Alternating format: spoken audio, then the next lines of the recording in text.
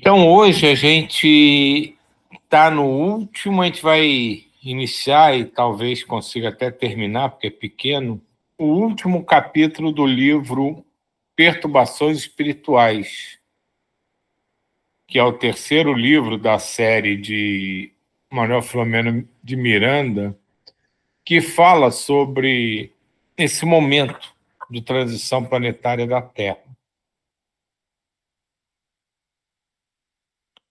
Então, vamos iniciar nossa leitura. Capítulo 17. Concluindo o trabalho. Nossos compromissos invitaram-nos a diferentes instituições e cidades diversas, nas quais as forças do mal se haviam instalado por invigilância dos seus membros. É que ele já começa, lembrando a gente que todas as dificuldades que surgiram não foi porque o mal estava melhor organizado, estava mais fortalecido. Acontece pela invigilância dos membros das casas. O que acontece com a gente também individualmente, quando a gente cai na conversa desses espíritos ainda desarmonizados, que a gente se distrai no caminho, que a gente deixa sentimentos e pensamentos que não condizem mais com a nossa necessidade evolutiva ressurgirem com força no nosso campo mental, ele abre portas.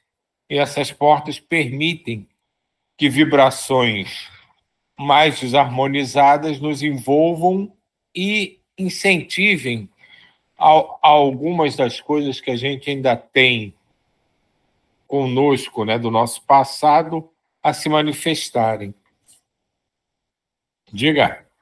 Poxa só, Silvio, que coisa linda que você acabou de falar, que isso que eu estava falando do livro anterior, existe uma coisa da censura entre a gente, censura ligada à moral, tá? À nossa evolução. Eu não vou fazer isso, não vou me expor, porque eu vou passar a fazer por tal de ridículo.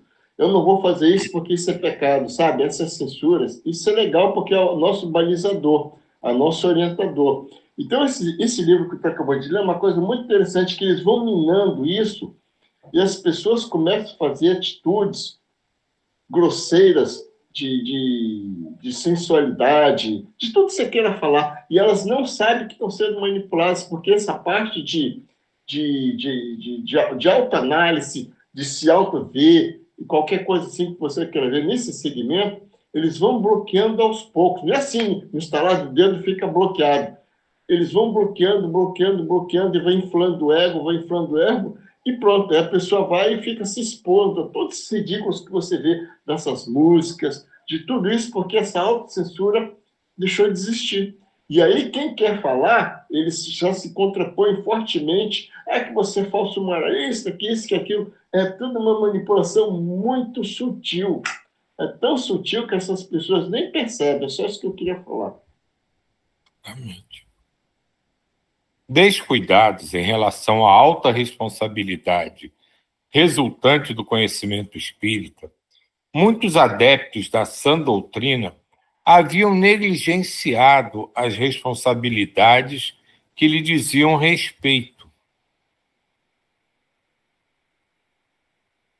abandonando-as sob pretextos injustificáveis, entre eles as ditas necessidades de assumirem novos programas remunerados para atender às imposições existenciais, acusações de desencanto com outros companheiros, em total ouvido que Jesus é o único mestre e modelo, não tendo indicado ninguém para ser acompanhado, exceto ele mesmo. Aqui nessa segunda frase ele fala uma coisa muito interessante também, quando diz os pretextos justificáveis, entre eles, o que é mais comum entre a gente. As ditas necessidades assumidas de assumirem novos programas remunerados para atender às imposições existenciais. Isso a gente ouve direto e ouve até com tranquilidade, achando que é uma coisa que deve ser prioritária, que é Muitas vezes todo mundo já deve ter ouvido, não, eu não posso fazer isso porque eu tenho que resolver isso com a minha família, com a minha vida. Como eu vou ter essa conduta? Porque senão isso vai prejudicar a minha família. Ah, eu tenho que trabalhar para ter mais dinheiro. Então, às vezes, surgem situações, como o Jair estava falando, que são muito sutis, que se mascaram de uma importância vital na nossa vida encarnada, para a nossa família, tudo, que no fundo não são. São coisas que a gente acha que não podem ser modificadas porque alterarão todo o princípio familiar, todo o sentido da sua vida. Então, você tem que resolver aquilo primeiro. Mas a gente não pode jamais esquecer que somos oriundos do mundo espiritual. O mundo encarnado não é a nossa morada. Ela é apenas um estágio escolar. Nós vivemos, fomos criados e somos os seres existentes do mundo espiritual. Então, jamais haverá prioridades do mundo encarnado em relação ao mundo espiritual. Isso acontece porque nós ainda estamos aprendendo o que somos de fato, qual a nossa integração com o universo. E muitas vezes, eu mesmo, e acredito que todos aqui, já tenha feito escolhas priorizando coisas que realmente, sinceramente, acham que devem ser feitas, que são importantes serem mantidas no dia a dia, mas puramente pelo aspecto material. E nos esquecemos que nós não somos simples matérias. Estamos revestidos de matéria, mas somos espíritos, somos seres do mundo espiritual.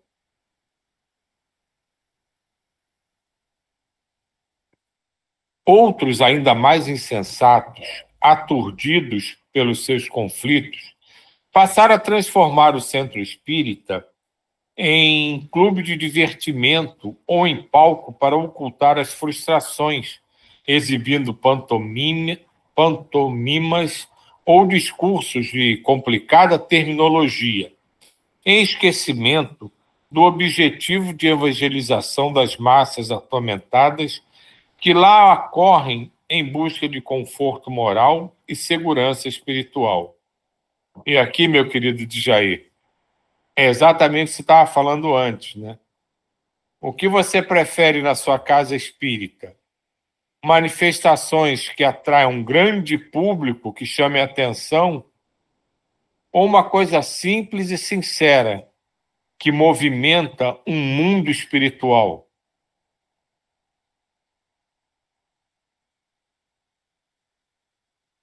Inevitavelmente, as brigas internas pelo poder, que falso poder, as discussões intermináveis por questiúnculas de nenhuma importância, a que a presunção atribui alto significado, as censuras e maledicências foram substituindo as conversações edificantes e o alto nível dos valores doutrinários passou a plano secundário, ensejando as invasões perniciosas dos espíritos frívolos e odientos que ora conspiram contra a legítima cristianização da sociedade.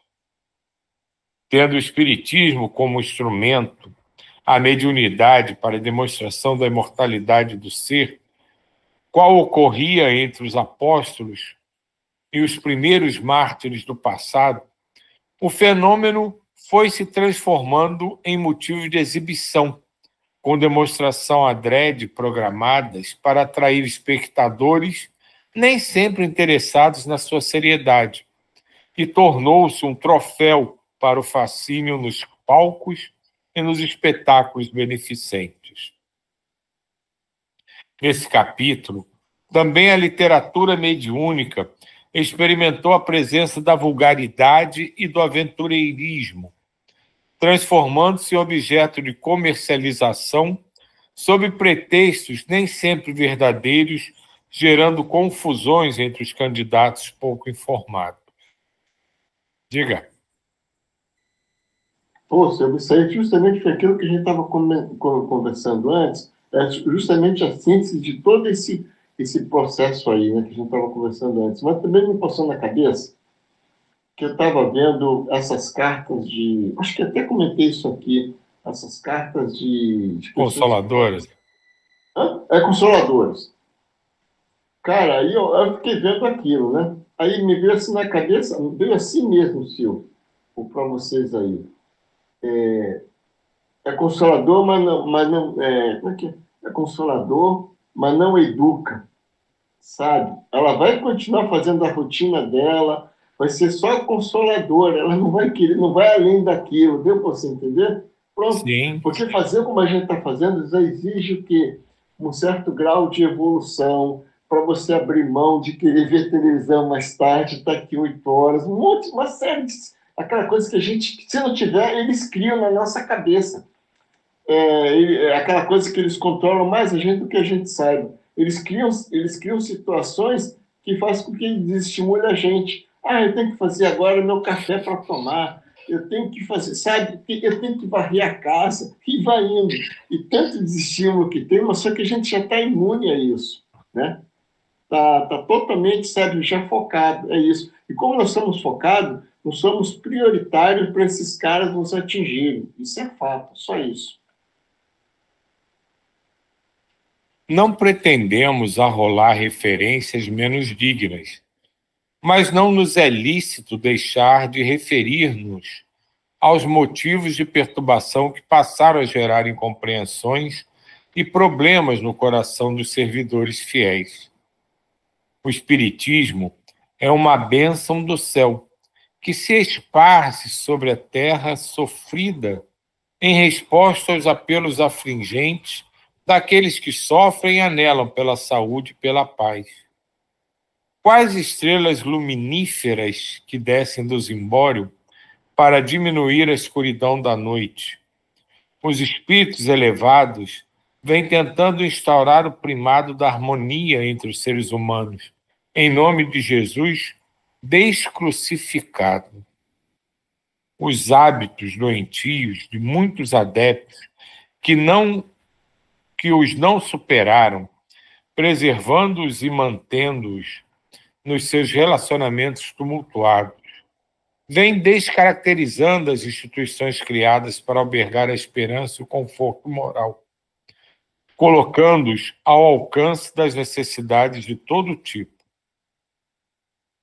Ao invés da singeleza e da fraternidade, formam-se grupelhos fechados, nos quais se disputam as indumentárias elegantes em verdadeiros desfiles de vaidade, de alguma forma humilhando aqueles que se não podem apresentar nas mesmas condições e são recebidos sempre com alguma acrimônia ou sem encontrarem quem lhes dê qualquer atenção ou lhes concedam respeito a que têm direito na casa de Jesus. Um antigo modelo da Casa do Caminho, dirigida por Pedro Acolitado por Tiago e João, é mais uma figura do passado, que ainda comove, mas que não se repete nas modernas instalações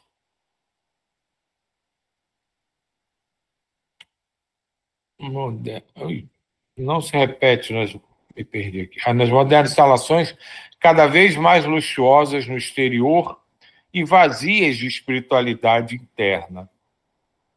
É indispensável retornar-se à simplicidade evangélica, mesmo tendo em vista os modernos padrões da cultura, do comportamento e das circunstâncias sociais e ambientais.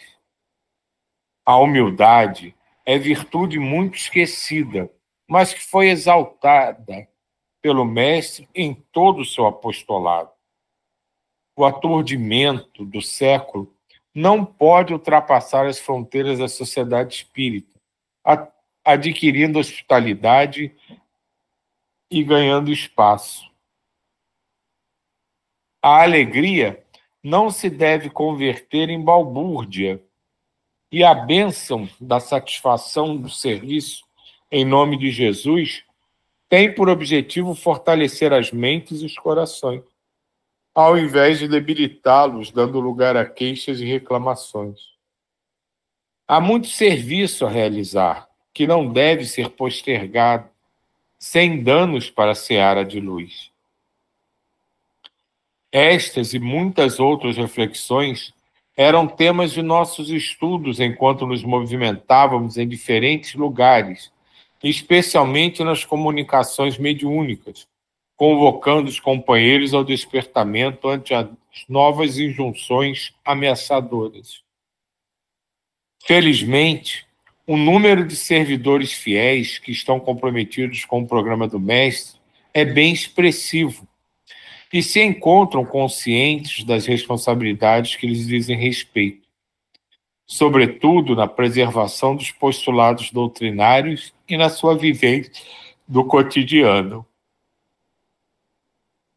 Uma onda de vibrações saudáveis movimenta-se, sustentada pelas mentes ativas e pelos sentimentos de caridade, a fim de que as trevas sejam transformadas em claridades diamantinas, e aqueles que ainda se encontram mergulhados nas suas densas construções libertem-se antes do grande exílio.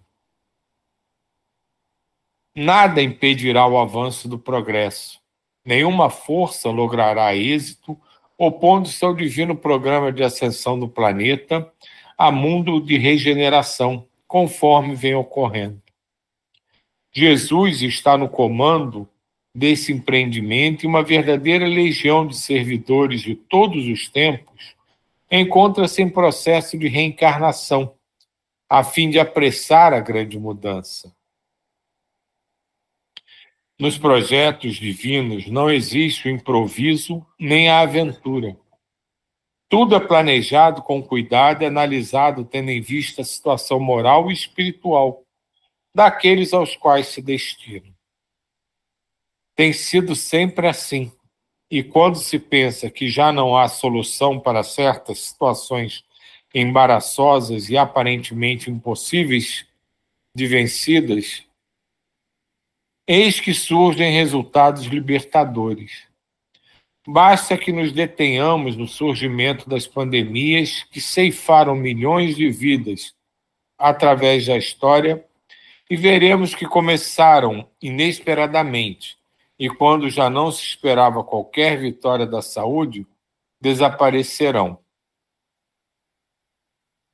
Ainda hoje assim ocorre, porque os procedimentos de aparição e de aniquilamento são de cá para aí, mesmo com os providenciais recursos, hoje das organizações mundiais de saúde e outras.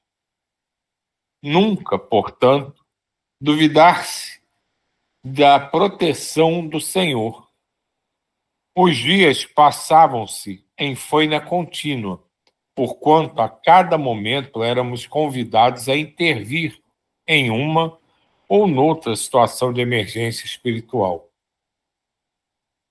As nuvens borrascosas tornavam-se mais densas como reação natural dos adversários da luz, dando-nos conta dos prejuízos das suas pugnas infelizes contra a ordem vigente e amplitude do bem.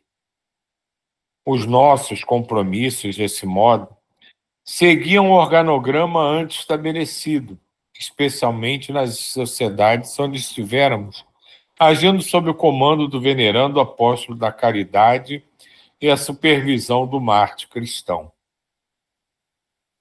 Considerando a magnitude dos desafios e das lutas que se travavam na crosta planetária, à medida em que cada grupo espiritual de trabalho completava o labor a que viera na Terra e retornava à sua comunidade no mais além, novos outros desciam às sombras do planeta, fazendo lembrar estrelas que deixavam um rastro e desapareciam nas camadas superficiais mais escuras, ficando apenas como um pequeno sinal de caridade.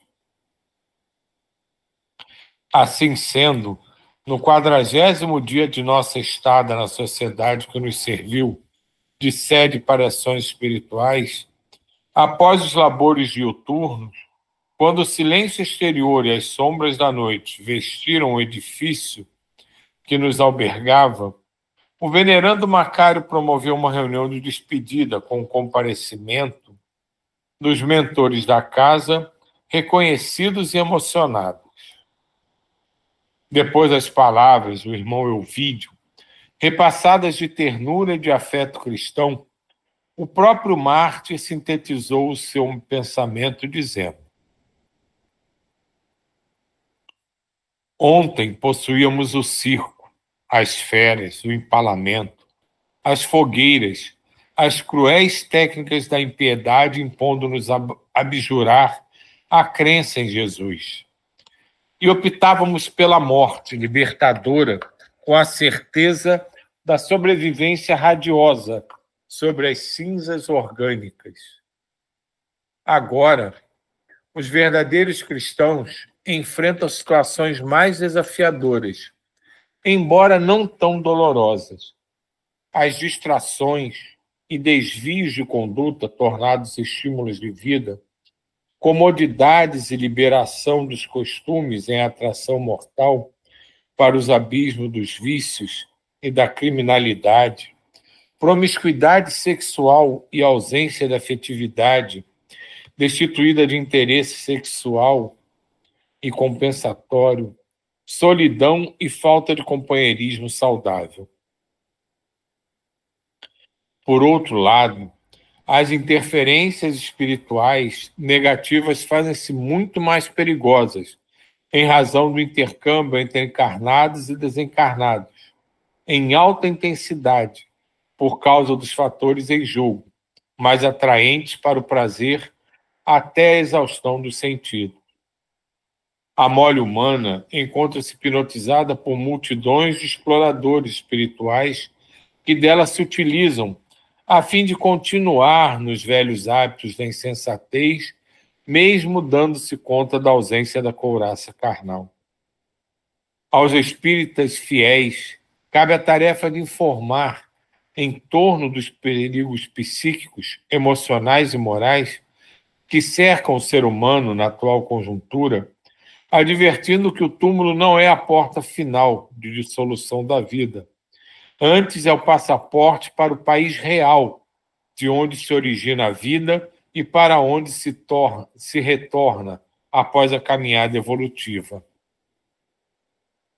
Os seus exemplos de dignidade e perseverança nos propósitos elevados são a demonstração da excelência das suas informações imortalistas, que lhe proporcionam bem-estar e alegria durante os enfrentamentos evolutivos, sem ressentimentos nem desânimos. Nunca houve, quanto na atualidade, igualmente recursos que facultam a vitória do ser humano sobre as paixões primitivas.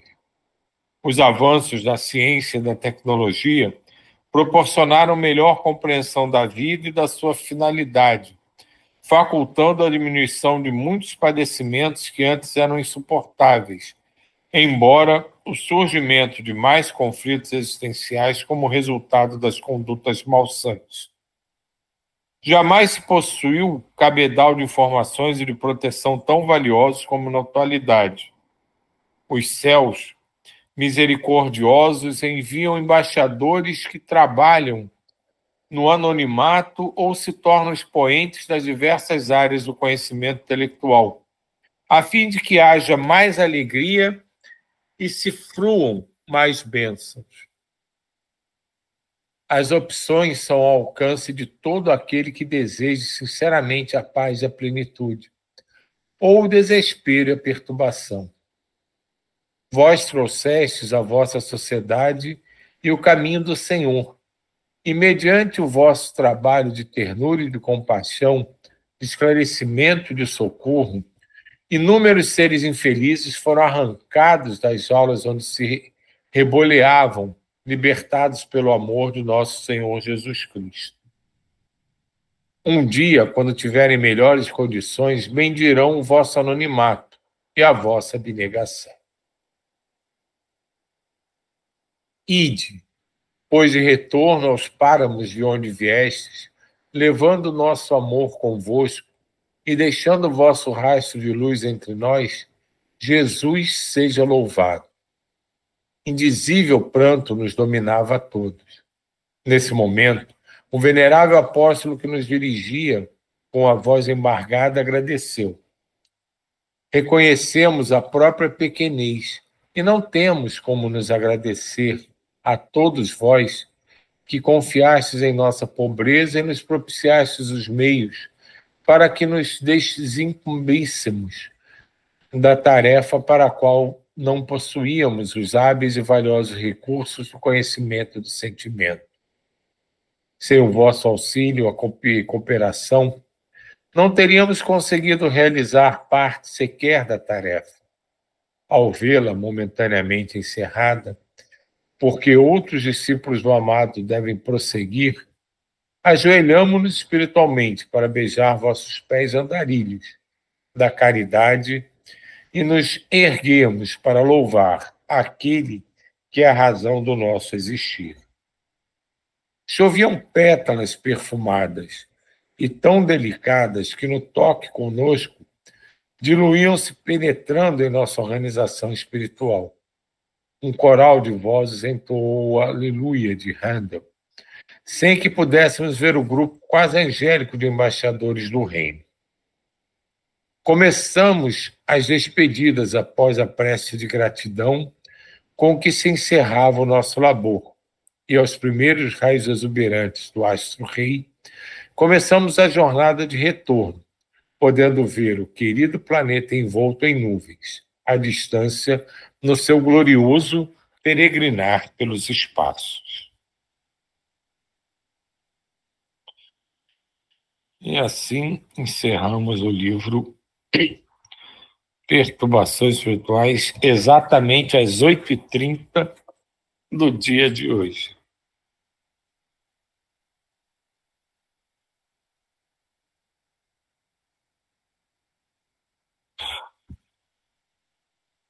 É interessante, né? Ele fala coisas que a gente já tinha comentado, né? Das importâncias que são dadas, de que nós não somos seres terrenos, somos seres espirituais. E de uma coisa que já foi falada aqui, né? De que hoje em dia os espíritos ainda envolvidos com sombras, ainda desarmonizados, eles não buscam mais o embate direto, e sim formas sutis de nos desvirtuar do caminho, de nos distrair, né? E ele faz isso numa alusão que ele fala que era mais fácil enfrentar os leões, né, aquelas formas contundentes contra o cristianismo nascente, né, que eram empalados, jogados para os leões, que as pessoas mantinham a fé com mais força do que as sutilezas do mundo moderno. Porque quanto mais incisivo você tenta fazer uma coisa, mais forte é a resposta contrária.